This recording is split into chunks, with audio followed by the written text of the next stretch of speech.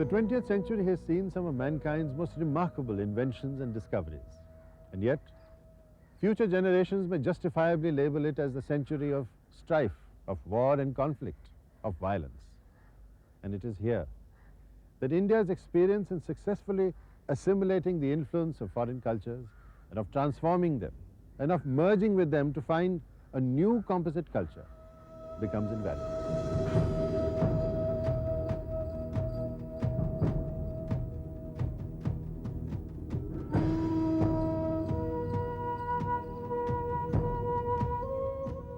India is a cultural collage, distinctive parts comprising a beautiful whole. In their journey through the centuries in which human civilization has developed, evolved and flourished in India, the cultures of different times and climes have coexisted in a common sharing.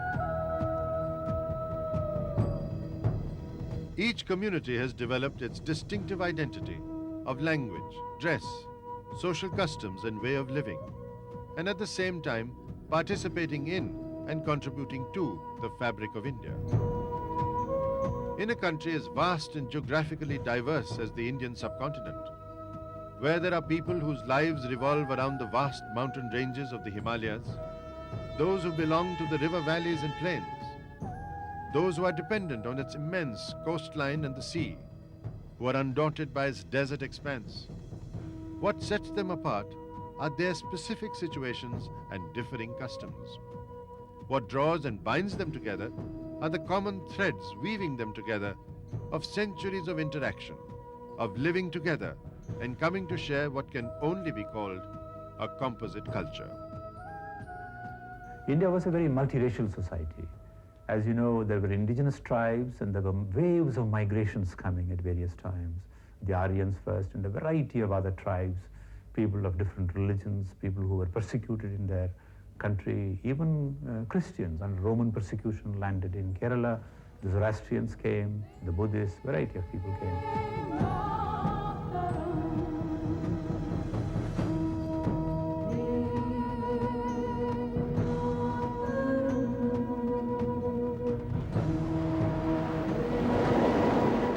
As the cliche goes, ancient India was known as the land of milk and honey. India's fabulous wealth attracted people from all over Asia and Europe. And the spice route and the silk route both led to India. Trade led not only to cultural interactions and influences, but also to many invaders coming to India, some of whom stayed on, like the great Mughals.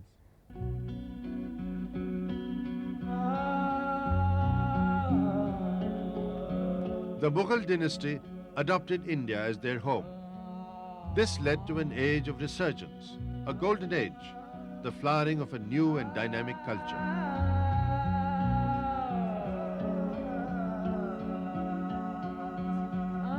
The exquisite Taj Mahal and the Agra Fort are examples of Mughal architecture which uses Indian building materials like marble and blends intricate Hindu artisanship with Persian symmetry and the Islamic style of domes, minarets and gardens. Islam comes with also an imaginary idea. It's the Garden of Paradise because it came from Iran. And Islam is not, the Garden of Paradise, what we call the Char Bagh, the four gardens, are not essential to Islam, but they're very much part of the cultural luggage it brought with it. So then you suddenly get another mythic idea of this wonderful garden, with wonderful pleasurable garden, which you will go to after you die.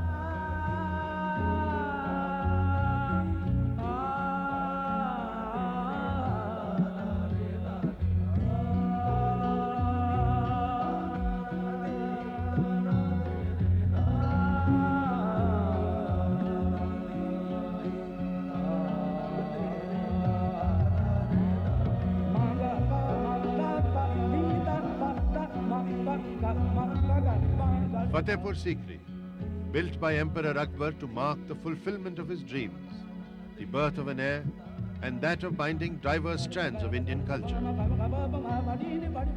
Fatehpur Sikri belongs to the period when Akbar had already consolidated his empire on the political level.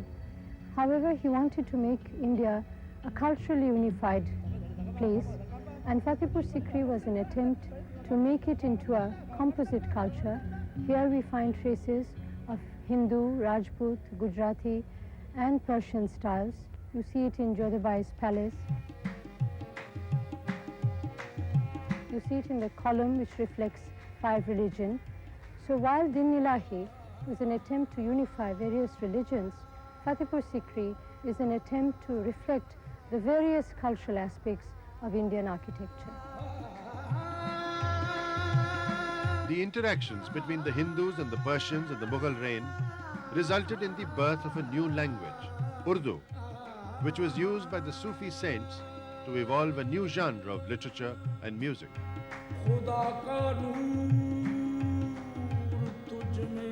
The Mughals also developed a unique cuisine, which contained elements of Turkish, Persian and Indian cuisine. The Indian rice pulao was cooked with meat to prepare the delicious biryani. Other Indian dishes were garnished with dry fruits. Meat roasts were flavored with Indian herbs and spices and seasonings. And the result was what is now called the Mughlai cuisine, which is the richest and the most lavish in the country. Music has also been an important point of cultural confluence. Ustad Amjad Ali Khan, who plays the sarod, a stringed musical instrument, exemplifies this. He carries forward the legacy of Tansen, a Hindu, a renowned musician in Akbar's court. Tansen was an early exponent of the Khayal tradition of Indian classical music, which includes both Hindu and Islamic themes.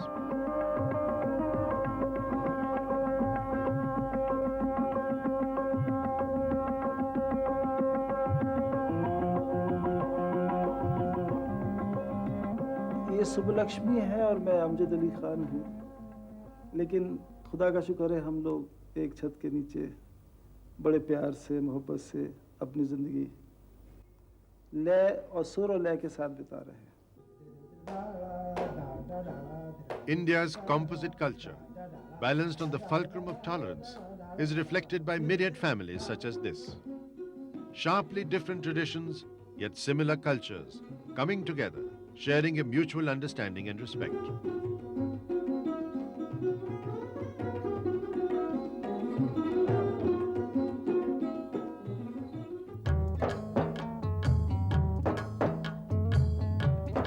In the gorgeous landscape of Kashmir, this symbiotic understanding and respect between communities is given a further dimension.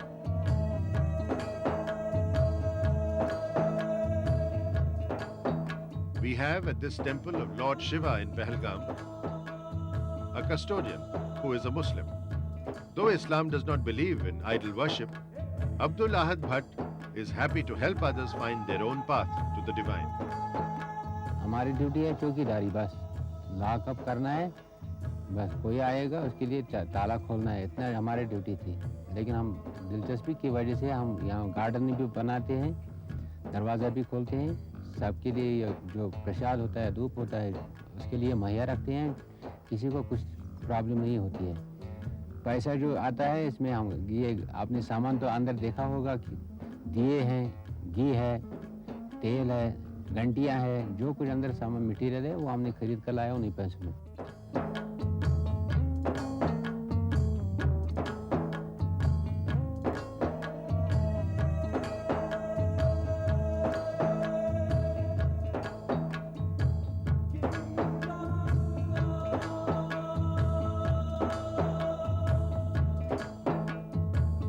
Abdul Ahad Bhatt seems dedicated to making his surroundings a spiritual oasis in a material world.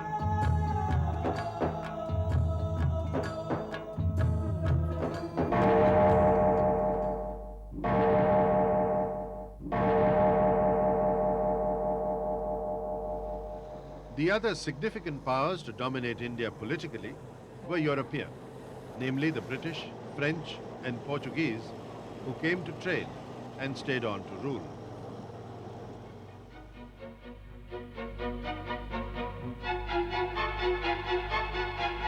The establishment of the Syrian Christian Church in Kerala dates back to the 1st century AD. But the widespread influence of Christianity in the country began with British rule. 400 years of British rule in India brought together two diametrically opposite cultures and lifestyles and left both vastly influenced and altered forever. I have been deeply influenced by India, and in my very, very small way, I suppose I have tried to do something of bringing the two cultures together. First of all, we must realize that all cultures have a lot in common, and we should realize that all religions are really seeking the same thing, which is a personal relationship between a man or a woman and the supreme being.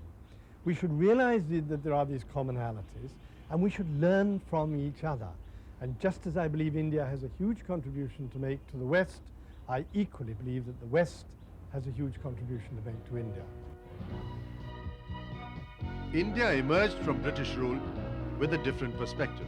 The Western educational system helped bring about a desire for social reform and a feeling of national unity that had never before been part of the Indian psyche. It led to the formation of the largest democracy in the world. But possibly, Britain's greatest influence is the Indians' love, rather passion for cricket, the obsession that rules a majority of its population.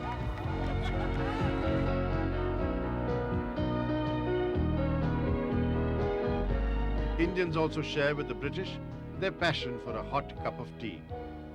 The tea habit in India can be traced to the days when English houses in Calcutta had a tea kettle running night and day. By the 18th century, tea drinking became fashionable throughout the country.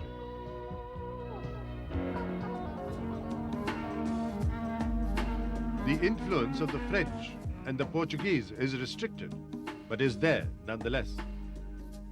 The Portuguese influence was limited to the western coast. In the Union Territory of Diu, an island of the west coast, the local community has borrowed and merged many elements of Portuguese culture. Portuguese शासन बहुत बुरा था ऐसा तो मैं नहीं कह सकता, वह भी समान भावना से शासन चलाते थे, लेकिन हमको ऐसा नहीं लगता था कि हम स्वतंत्र हैं। मानव जीवन में स्वतंत्रता ये परम सुख है।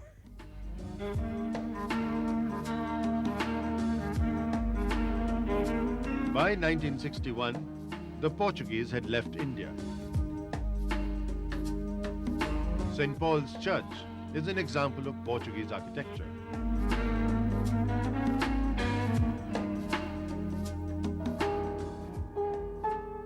The Portuguese influence is most visible in Indian cuisine.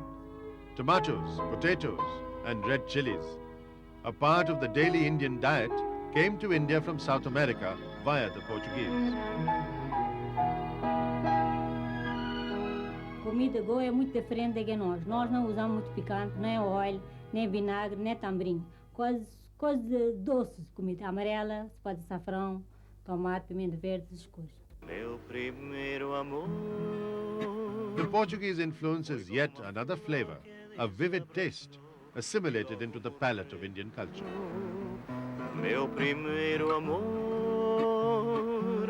India has embraced not only the invader, but also the refugee.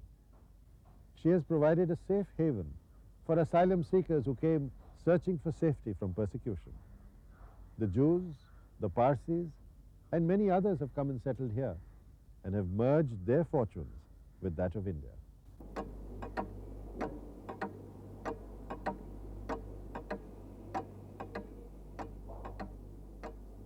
This clock at Jewtown, Cochin in southern India has seen a distinct community flourish and grow. According to historians, Kerala is the first place where a community of Jews settled away from home.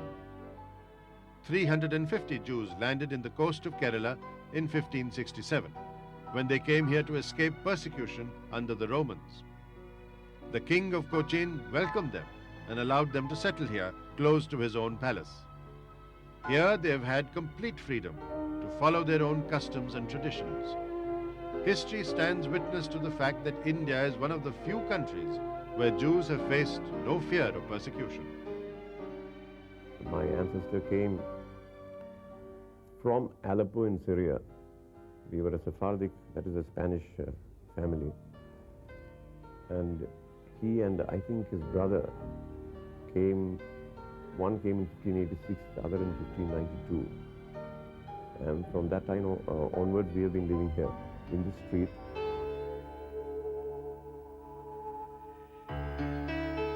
This is considered to be the oldest and most beautiful synagogue among those in the Commonwealth nations. In 1805, the Maharaja of Travancore gifted a golden crown to the synagogue, a symbol of acceptance into the melting pot that is India. One of the advantages that we had was, though we were only about 2,000 or 2,200 people, no exams were ever held on a Saturday, which is our Sabbath, or any of our festivals. So they were literally religious holidays for us. And even in case the school was functioning on a Saturday, we were sort of exempted from attending school on that day.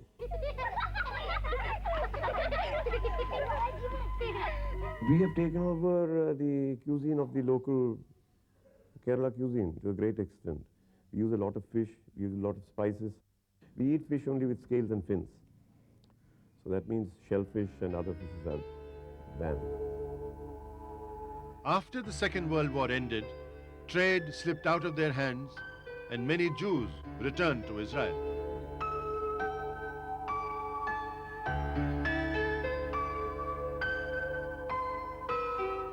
When Israel was born, the urge to go and settle there and to, in a Jewish homeland where the Jewish laws were observed, could be observed, I think was truly irresistible. And many of the Jews went there for that reason only. But those who remain consider this land their home.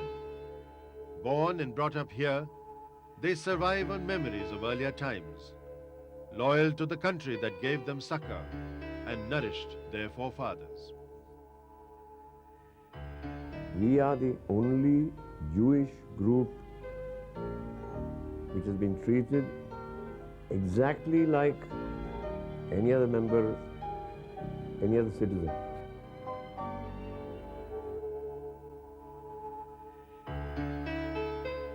I'm Indian and Jewish. I find no contradiction. Many people who come from outside India ask me this question, and I find the only answer I can give is I am Indian, I feel Indian, I am Indian, and I am Jewish.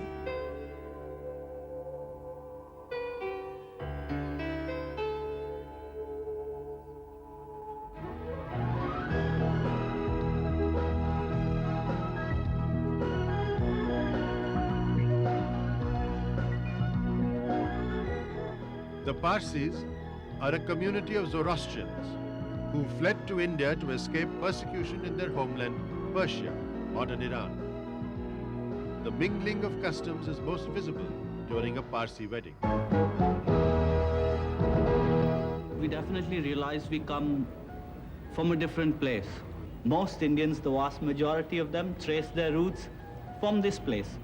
We trace our roots from another place. But that doesn't necessarily today, for us as Zoroastrians, have bearing in the sense we lose our Indianness. We don't, because we've been born in India. Our forefathers have been born in India. We've been here for almost 1,000 years now. For identity, it's very important. You probably get married once in your life. You have an opportunity at that time to kind of experience your own heritage, your own ethos, like you never would as an individual otherwise. For us, when we spoke about the marriage, we've looked at it from two aspects. There is the marriage part and there is the wedding part. The wedding part is a lot of the pomp and pageantry that goes into it. The marriage part is the actual spiritual union, the contractual part, the ceremonies that go into making the actual marriage.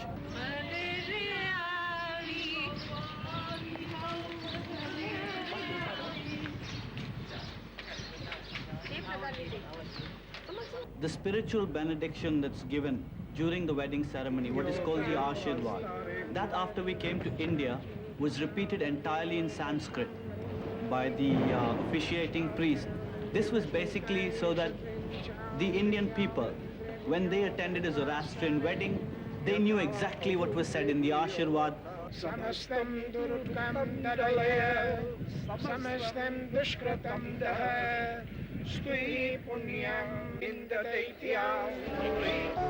We look at India as being this beautiful mosaic, where each part, each community kind of is contributing in its own way. You may be a little blue tile or a red tile or a green tile in that mosaic, but it takes all these little tiles together to form a wonderful picture. And sure, we have an identity of our own if you look at it from that. We are a distinct piece, yeah? Distinct in our tradition, distinct in our religion, distinct in the way we do things, in our cultural habits, yes. But we're definitely part of the Indian mosaic, and of that we're very happy. It is said that when the Parsis first came to Gujarat in Western India, the king there was reluctant to give them land to settle down. He called for a cup of milk and said, "See, the cup is full." At this, an elderly Parsi took a lump of sugar and dissolved it in the milk, saying, "We shall sweeten the milk, but not let it overflow."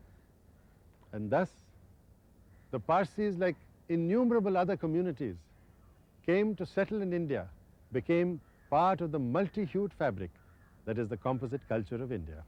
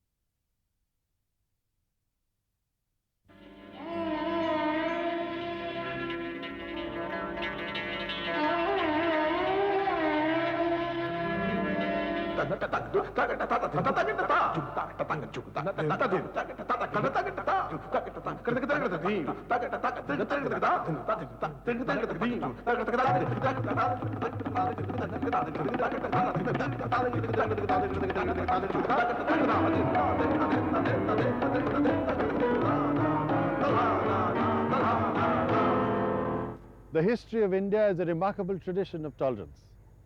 To this day, there are Sufi shrines and churches and temples where people of all faiths gather to pray. The faith of the majority of Indians, Hinduism, is more a way of life, accommodating a wide spectrum of beliefs that enrich it and give it a vivid hue. Nowhere is this vividness more evident than in India's festivals. There is a festival almost every day in some part or the other of India. It can celebrate spring, or rain, or the harvest, the birth of a god, or the death of a demon. Any excuse is good enough for a colorful festival. Each festival is a riot of color. And as the many shades and hues come together in a harmonious whole, the numerous communities of India too come together to celebrate its composite culture.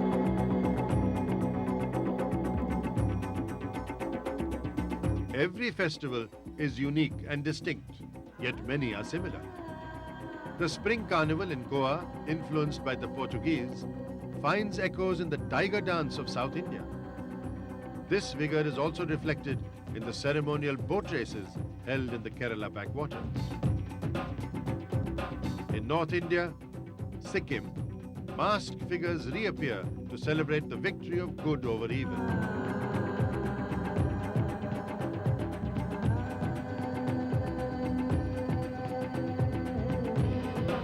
The small Chinese community in Calcutta, Eastern India, brings in the Chinese New Year in the traditional manner by praying to their ancestors.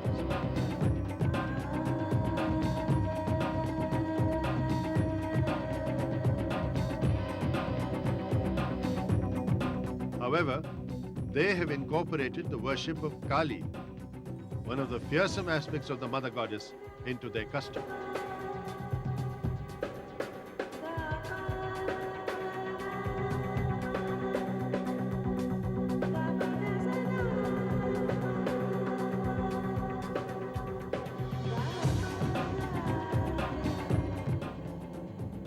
Among the mountains of Himachal Pradesh, North India, is situated a small town, Dharamshala, today known the world over as a microcosm of Tibetan culture and civilization. Buddhists from Tibet reached here 40 years ago when they were forced to flee their homeland. The Dalai Lama, who also resides here, is believed to be the 14th incarnation of the Lord Buddha.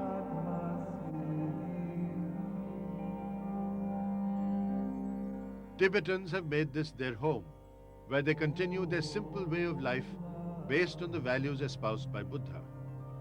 Young monks are trained here in Buddhist living and belief that is best summed up in the words truth and non-violence.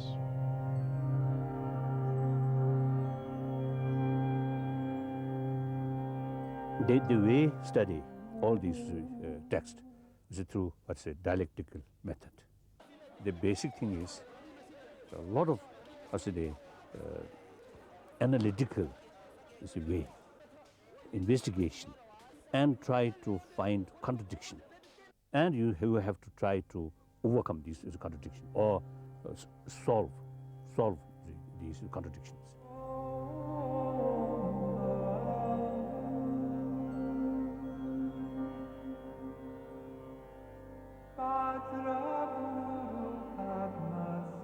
Emotionally, to Tibetan, is in this country, we call Bharat, or the Arya Bhumi, the land of Arya, or land of sacred.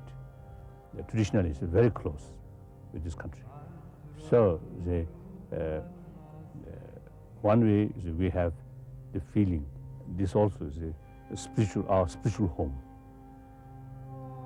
So I often used to describe our relation, Indian-Tibetan, like relation between Guru and Chela. And also as a refugee, no longer any importance of this protocol or these things, formality. That also is to give me new opportunity, meeting with people, especially people from different traditions. I think now after 37 years, many people, agree that the Tibetan refugee is one of the most successful refugee community.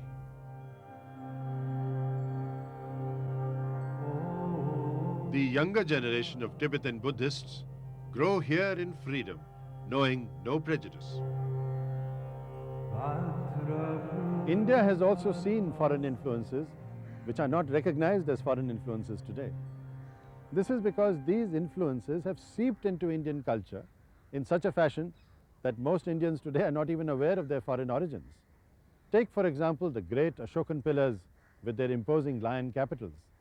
One of these, from the pillar at Sarnath, has been adopted as India's national symbol.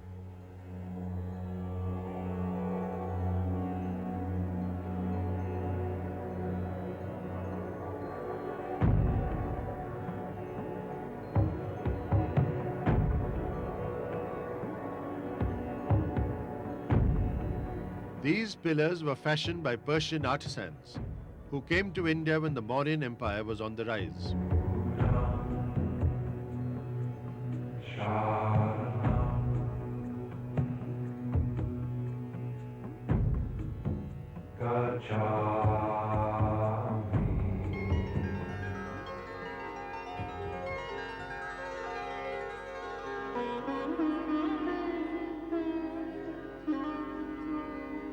One of the most remarkable influences on India from West Asia was sun worship, which was prevalent in India since Vedic times. But when the Sun Temple was built in Konark, eastern India in the early medieval period, the sun god was depicted wearing sandals, a distinct Persian influence.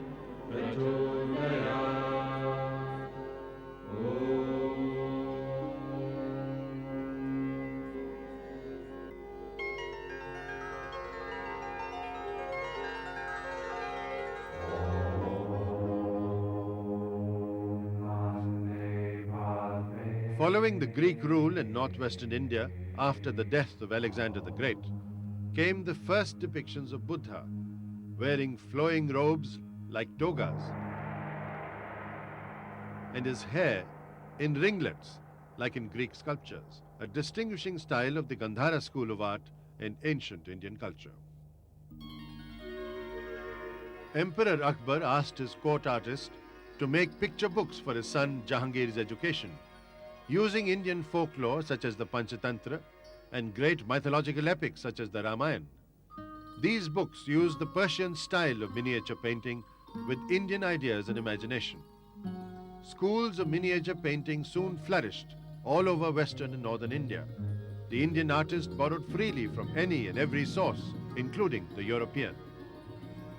The influence of European painters who came to the courts of the emperors, and also the other way, Rembrandt has actually made drawings after Mughal miniatures, and many of the turbans in Rembrandt's paintings come from Mughal miniatures, which very people know about.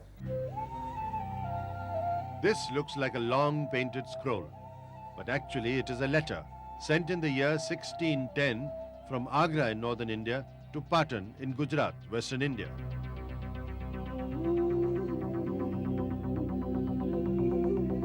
It shows how Jain priests were respectfully welcomed in the court of the Mughal Emperor Jahangir. It extends an invitation to other Jain monks to visit and stay at the court. Mention is also made of the first Christian missionary to visit the court.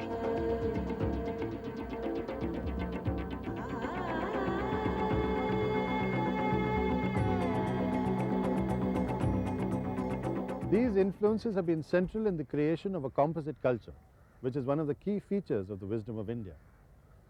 And they have become part of the normal, everyday life of the people. You can see them even in the way the dupatta or the scarf is draped around the head and shoulders of many women in India, and some men too.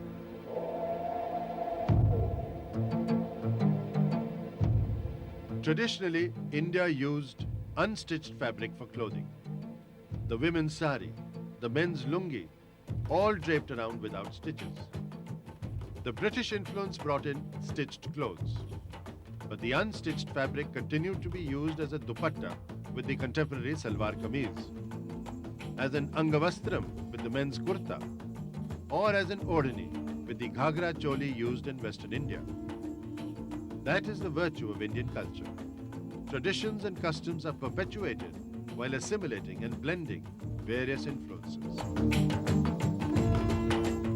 Composite culture हर चीज़ से दरसता है हमारे देश में. आज हमारे देश की बनारसी साड़ी दुनिया पहनती है, लेकिन अगर उसके पीछे आप जाइए कि ये साड़ी बनाते कौन है, तो आप बनारस जाएंगे और वहाँ आपको पता लगेगा कि पहनने वाले कौन हैं, कौन सा मज़हब पहन रहा है और कौन सा मज़हब बना रहा है उसे। Just as the weaver's art provides a unique understanding of India's composite society, performing artists too lend new dimensions to the integration in Indian art.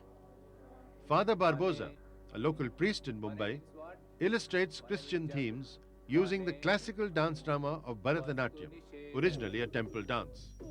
This, he says, is his medium to give an external visual form to his inner devotion and love for Christ.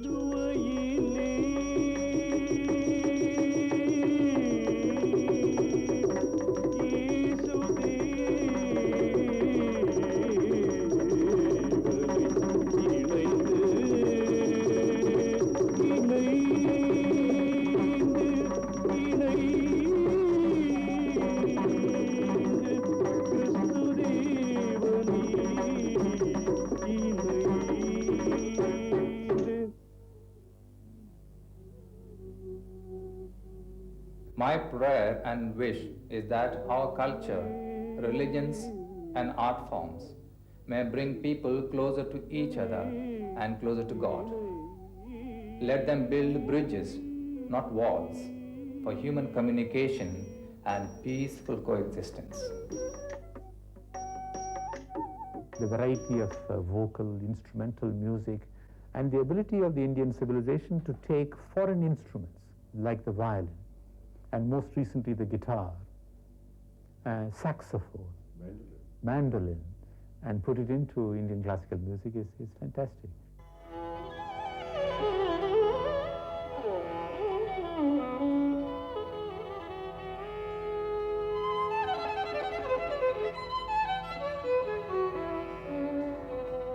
Music is a universal language that stirs hearts and minds all over the world. Indian music through the centuries has freely given and borrowed from all styles and cultures. The process continues even in our times with the development of fusion music and world music. The late renowned Western classical violinist Yehudi Menuhin performs here with the Indian violin maestro Dr. L. Subramaniam.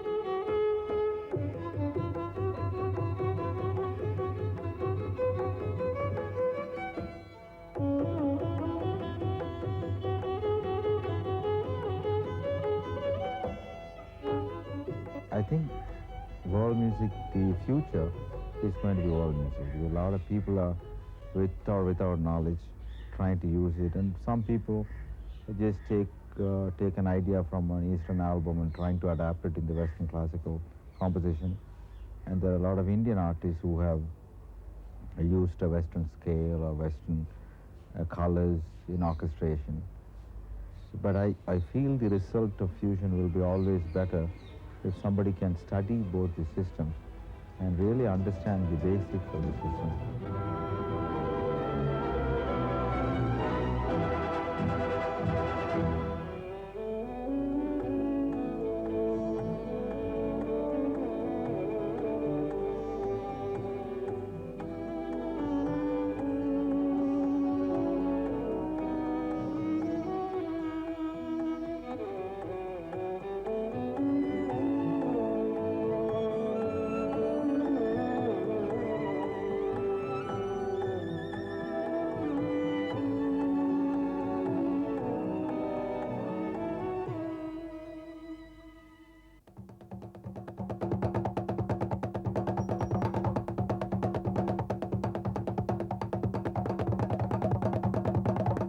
I was attracted with the culture in general, but with Kathakali, and I was completely taken by Kathakali. And from there I started to discover all the other arts of Kerala. And which astonished me most is that the spiritual background of all those arts. And slowly I was taken inside, like you are taken from outside the temple to inside, to my inner self. Luba Schild, a native of France, today runs the Vigyana Kalavedi Center that accepts students of art from all over the globe. And here, as they learn and adapt to the Indian way of life, they experience the mainstay of India's integrated culture. I want to stay, and I'm very happy here. I feel India is my home. I have been as long in India as in France. So you can easily gauge my age now. The center also trains students in Kalaripayattu, the traditional martial art form of Kerala. Right now, my main interest is colory, which I've been studying this trip and my previous trip here, which was a year and a half ago, last summer. And I think I'd like to pursue it. As far as I know, it's the oldest martial art in the world, and just it has a sort of there just seems to be more of a cultural background to it than a lot of the other arts. A lot of the other arts are so militaristic and just very hard, and this has more subtlety to it, and the body movements are all really interesting. It's almost like dance. Daksha Seth, a contemporary dancer, has combined elements of Kalaripayattu and yoga, blending it with various Indian dance traditions. Her performances are set to music by her husband, Devisaro, an Australian whose fusion music is the confluence of Western and Indian, classical and contemporary streams. They exemplify a composite Indian family which together creates exquisite composite art.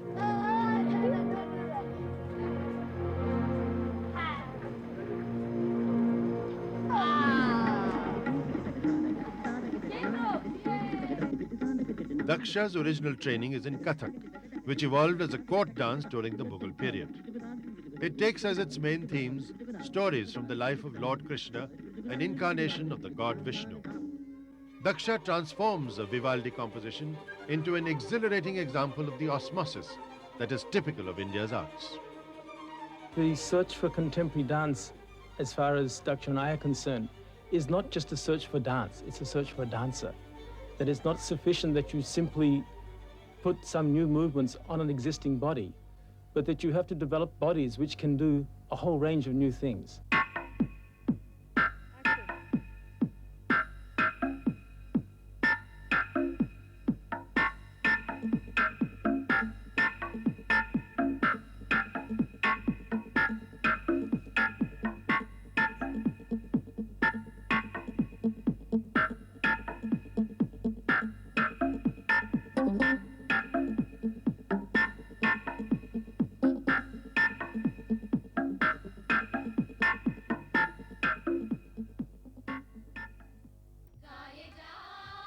In fact, art never fails to be the medium of such assimilation and integration.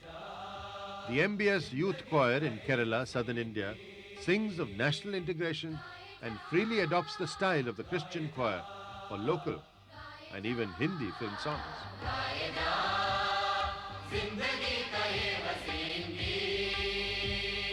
I have been directly selected by our guru, late Sri M.B. Srinivasan, and his theme was national integration through mass singing. यहाँ से गाना सीखने में मेरे मन में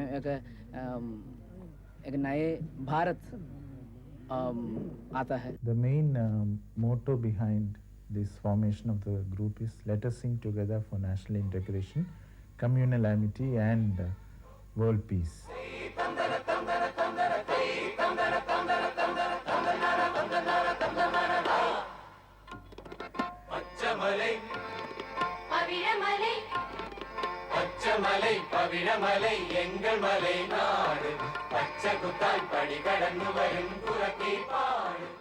It is difficult to think of India without the contribution of the various communities that have settled here.